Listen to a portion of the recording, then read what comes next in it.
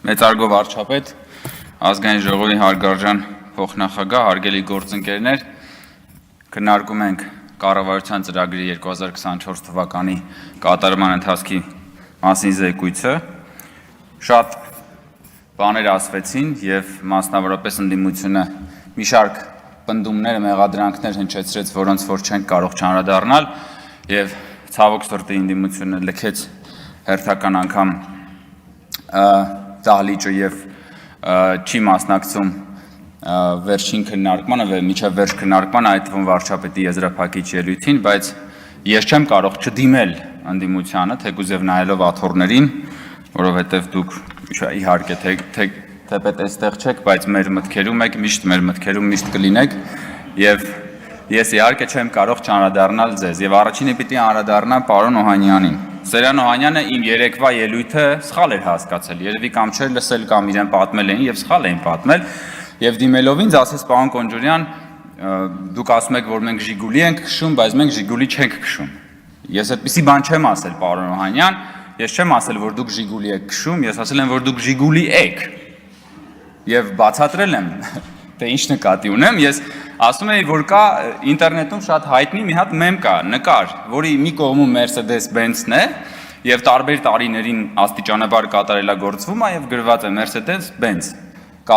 աստիճանական կատարելագործում եւ մյուս կողմում սովետական Ժիգուլի, որ ամեն տարի նույնն է եւ տակը գրված է Ժիգուլի ի սկզբանե կատարյալ։ Եվ ես ասում էի, քանի որ դուք ծաղրում եք անընդհատ կրթվելու մեր ուրեմն փորձառությունը, մեր հայտարարությունները, դուք հանդես եք գալիս Դանինգ Կրյուգերի էֆեկտի տրամաբանությամբ, որ համաձայն որի տգետները միշտ ինքնավստահ են, իսկ խելոքները կասկածում են, որովհետև տգետները նաև չգիտեն, որ իրենք տգետ են։ Եվ հետևաբար դուք ի սկզբանե կատարյալ Ժիգուլի եք, եւ այսօր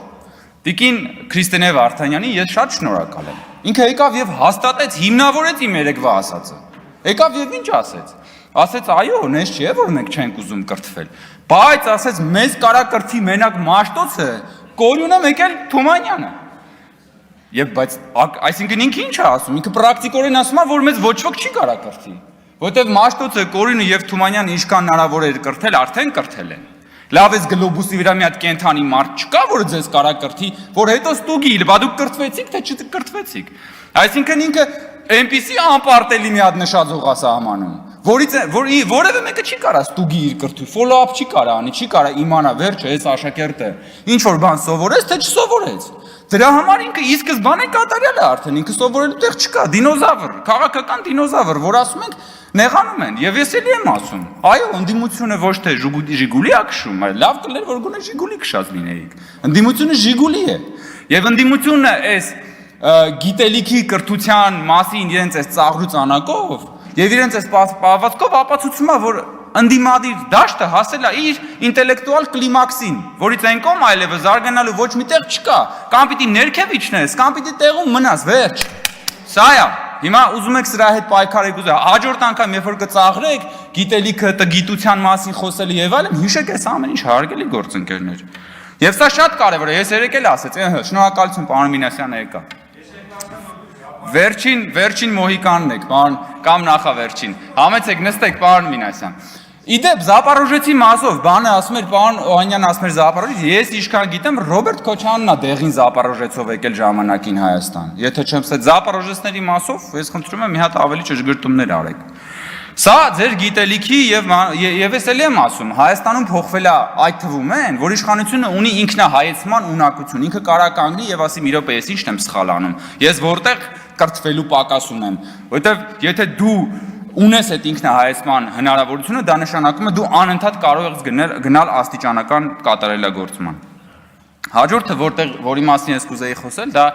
իրական Հայաստանի եւ պատմական Հայաստանի բանավեճներ հենց այս մեր քննարկումների կոնտեքստում։ Եվ ես ուզում եմ ասել հետեւյալը հարգելի գործընկերներ, այնպես չի, որ իրական Հայաստանը ձեր կառավարման ժամանակներում չի եղել։ Եղել է։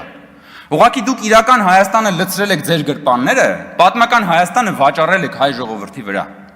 Եվ ես ուզում եմ սա բացատրել մի շատ պարզ օրինակով, որի մասին շատ ենք խոսում եւ հատկապես դուք եք այդ հակադրությունը ստեղծում։ Դա Արարատի եւ Արագածի այսպես կոչված խոսույթի մասին է։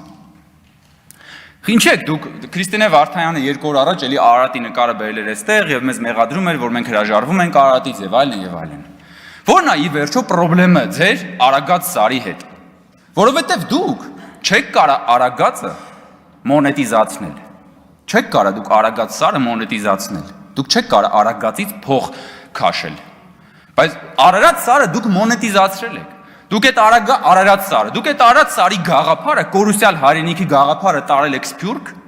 ցեղասպանության զոհերի ժառանգների մոտ եւ փող եք հավաքել։ Այդ կորուսյալ հայրենիքը վերադարձնելու երազանքով, որովհետեւ շատ լավ գիտեք, որ այդ մարդիկ էմոցիոնալ կապ ունեն Արարատի հետ, բայց դուք չեք կարողանալու այդ նույն մարդկանց Արագած Սարը տանել վաճառել կորուսյալ հայրենիքի բանով, երազանքով ու չեք կարողանալու Արագած Սարից փող քամել։ Նույնիսկ ժամանակին Հայաստանում շատ հայտնի տների գովազդը այդ մասին էր, որ գնեք բնակարան Երևանում եւ ձեր պատուհանից կբացվի տեսարան դեպի Արարատ լեռը։ Չէր ասում Արագած լեռը, որովհետեւ Արարատ լեռով էին մարդիկ ուզում փող աշխատեին, ոչ թե Արագած լեռով։ Ու դրա համար ձեր համար կորուսյալ հայրենիքն է լավը, ոչ թե իրականը, այն որ կա։ Որտեւ Արագածի շուրջ դուք կարա գնաք օբյեկտներ սարքեք, բաներ անեք, աճուրդներով հողերը վերցնեք եւ այլն, դա իրական է, բայց դուք դա լցնում եք ձեր գրպանները։ Իսկ ահա պատմական Հայաստանը դուք վաճառում եք հայ ժողովրդի վրա։ Դրա համար է ձեզ 004 շրջաբերականում ասում է, որ պետք չի որ մենք ունենանք սահմանազատված սահման։ Խի պետք չի, որովհետեւ դաշնակցությունը միշտ ինչ ա արել, գնացել է գյուղեգյուղ բոլոր տեղերից, Սփյուռքում, քաղաքներում մարդկանցից փողը հավաքել Հայաստանը ազատագրելու համար։ Այսինքն պիտի Հայաստանը չունենա անկախություն, որպեսզի ազատագրելու կարիք լինի, որպեսզի փող հավաքելու կարիք լինի, որովհետև երբ որ Հայաստանը անկախ է, Սփյուռքից ինչի համար փող հավաքես, պետք է հարկ հավաքես։ Բայց այդ հարկը իրանք արդեն գիտեն ուր են տանելու, այդ իրական Հայաստանը իրանց գրպաններում է, դրա համար է այս ամբողջ կռիվը։ Դրա համար է, եւ ես ուզում եմ մի հատ ուրիշ օրինակ էլ բերեմ։ Համահայկական հիմնադրամը բոլորս գիտենք։ Համահայկական հիմնադրամը ոչ թե փող հավաքելու Սփյուռքից փող հանգանակելու գործիք ա եղել, այլ համահայկական հիմնադրամը նախկին իշխանությունների կողմից նաև գաղափարախոսություն ա եղել։ Գաղափարախոսություն, որ արմատացել է մեր ժողովրդի մեջ։ Բայց եւ իհարկե շնորհակալ ենք համահայկական հիմնադրամի բոլոր հանգանակողներին, բայց իրականում համահայկական հիմնադրամը 30 տարվա ընթացքում $500 միլիոն փող ա հանգանակել, 500 միլիոնի։ Մենք ասում ենք Հայաստանի Հանրապետության քաղաքացիները միայն 7 տարվա մեջ լրացուցիչ 4.3 միլիարդ դոլարի փող են մուտք արել պետական բյուջե, հասկանում եք։ Եվ մենք ասում ենք սա է իրական Հայաստանի գաղափարախոսությունը։ Եվ մեզ ասում են չէ, 4.3 միլիարդ դոլար, ես ինչ եք ասում, բան, դուք իրականում ես ինչ իրական բաներից եք խոսում, ինչ հարկահավաքություն, ինչ հարկեր։ Այ պիտի խոսենք կորուսյալ հայրենիքի մասին, պիտի խոսենք Արարատի մասին, պիտի խոսենք Արևմտյան Հայաստանի մասին։ Տիկին Գրիգորյանն էլ էլի խոսում էր կորուսյալ բաների մասին, ասում է, իսկ դուք ստեղ Range Rover-ից եք խոսում։ Բայց այդ Range Rover-ները ձեր գրպաններում են եղել, դրա համար էլ կորուսյալները ավելի են շատացել ամեն անգամ։ Ես կարծում եմ եւ համոզված եմ, որ այս 7 տարիների եւ մեր իշխանության ամենակարևոր թվերից այն կողմ, ամենակարևոր ձեռքբերումներից մեկը այն է, որ այն ինչ որ 7 տարի առաջ համարվում էր ֆանտաստիկա, այսօր համարվում է նորմալ։ Եվ դա ես կարծում եմ, որ ամենամեծ քաղաքական ձեռքբերումներից մեկն է։ 7 տարի առաջ ֆանտաստիկայի ժանրից էր, որ այդ արագությամբ այդքան միլիարդավոր դոլարներ կարող է մուտք գործեին պետական բյուջե, եւ քաղաքացիները իրենց հարկերը տային։ Այսօր դա նորմալ է։ Ու մեզ քաղաքացիներն ասում են, դե լավ ինչ եք այդքան կարում 4.3 միլիարդ 4.3, հա նորմալ է։ Եվ ես երջանիկ եմ դրա համար, որ այսօր դա նորմալ է, բայց մի ժամանակ դա նորմալ չէր, դա ֆանտաստիկ էր։ Այն որ ժողովրդավարության համատեքստում այսօր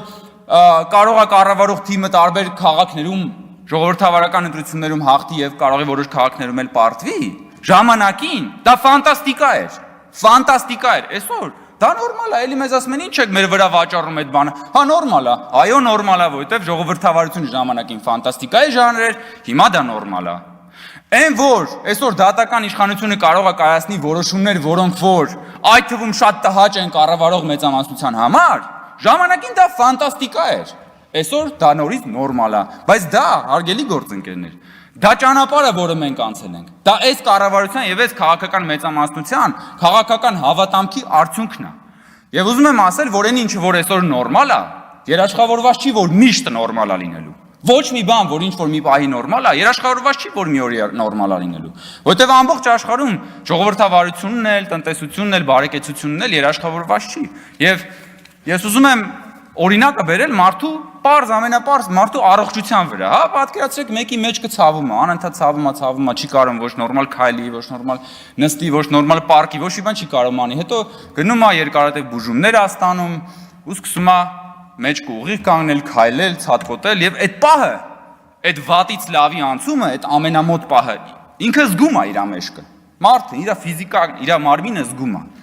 Եվ դա շատ լավ է, որովհետեւ տարբերությունն ակնհայտ է։ Եվ այդպես 1 օր, 2 օր, 1 ամիս, 1 տարի, 2 տարի ու մարդը դադարում է զգա, որ իր մեջքը նորմալ է, որովհետև տենց էլ պիտի լինի։ Որովհետև որ քո մի տեղը չի ցավում, դու չես մտածում, եթե փայծախը չի ցավում, դու առավոտյան չես արտանում ասում, ինչ լավ է, որ այսօր փայծախը չի ցավում։ Բայց դա չի նշանակում, որ մի օր մեջքը չի ցավալու, որ մի օր էլի չես կռանալու։ Դրա համար նրանք, ովքեր որ ասում են, հա դե նորմալ է, էլի, եկեք դրա մասին չխոսանք, չէ, դրա մասին պիտի խոսանք, որ դա մնա նորմալ։ Որովհետև այն ինչ որ նորմալ է, դա երաշխավորված չի, որովհետև այս նաև հատվածում նստած մեր հարգելի գործընկերները ամեն ինչ անում են, որպեսզի Հայաստանը հետ մղեն, հետ տանեն նույն պատմական շրջափուլի մեջ եւ ամեն ինչ անում են, որպեսզի տորպետահարեն խաղաղության գործընթացը եւ վերջում ամփոփելով ես ուզում եմ նաև արձագանքել, երբ որ պարոն Օհանյան դուք ասում եք, որ տգետ թեզ է ձեր ձևակերպումն ասում եք, տգետ թեզ է այն թեզը, որ ասում եք խաղաղությունն է անվտանգության երաշխիքը, դա ոչ թե թեզ է, դա իրականություն է, ես ձեզ ասեմ։ Երկրագնդի վրա մարդկության հայտնի պատմության ընթացքում ամենաբարեկեցիկ դարաշրջանը, որը մեզ հայտնի է, դա երկրորդ համաշխարհային պատերազմից հետո Արևմտյան Եվրոպան է, որի անվտանգության երաշխիքը իր խաղաղությունն է, որը կառուցվել է տնտեսական համագործակցության եւ խաղաղության բաց սահմանների վրա։ Հիմա դուք դա կարող եք անվանել տգետ թեզ, բայց մենք դա համարում ենք իրականություն, որից պետքա սովորել։ Իհարկե կգան կասեն մեզ մի համատեք եւ այլն, մենք ամեն ինչ շատ լավ հասկանում ենք, բայց մենք նորից ասում ենք, որ այո, խաղաղությունն է հայ ժողովրդի Հայաստանի Հանրապետության անվտանգության գլխավոր երաշխիքը, մենք գնալու ենք այդ ճանապարհով, քաղաքական մեծամասնությունը կառավարության հետ միասնական ջանքերով շարունակելու է գնալ այս ճանապարհով եւ այս հավատամքով։ Շնորհակալություն։